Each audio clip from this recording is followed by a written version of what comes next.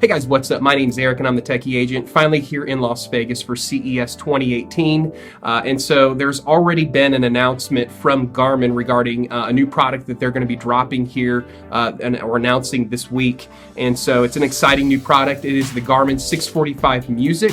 And what it is, it's Garmin's first device that will have built-in storage for music. Now, this is obviously playing a little bit of catch-up because Samsung and Fitbit have both already released their fitness trackers with music storage capabilities. So Garmin is definitely trying to, compete at this point by releasing another product with the Garmin 645 Music.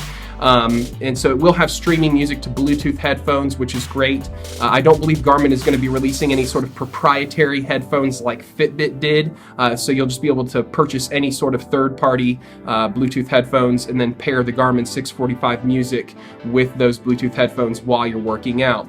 It'll have storage for about 500 MP3s or 500 songs, and it will reportedly work with certain select music streaming services, and I don't exactly have a list yet on what those services might be, so I don't know if it's going to be, Apple Music, Google Music, Spotify, or any, Pandora, or any of the others. I don't have the details on that yet, but it will reportedly work with some music services. Now, it's interesting that they're releasing this on the Forerunner 645 because this does kind of, in effect, cannibalize any previous Forerunner device, and in my opinion, any Fenix device. So this definitely puts the Fenix 5 series now kind of,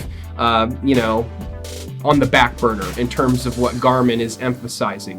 One of the other features that this will offer that is currently only offered on the Vivoactive 3 is Garmin's mobile wireless payments right from the wrist. So you'll be able to store credit card information, encrypted credit card information on the watch itself, and use that to make payments when you're out and about. And that's, again, another feature that's currently only offered on the Vivoactive 3, and it's not been offered on any other Forerunner device or the Garmin Fenix series yet. So yeah, the Garmin Forerunner 645 Music, it's going to have the mobile payments, it's going to have streaming music, and it's going to have, the Garmin Forerunner and Fenix 5-ish user interface with all of the tracking features that interface offers. So in terms of actual health and fitness tracking, the new Garmin Forerunner 645, I don't have a lot of details on if there's anything really new going on there. There doesn't appear to be. It seems to be right on par with previous and current gen Forerunner and Fenix series devices. But in terms of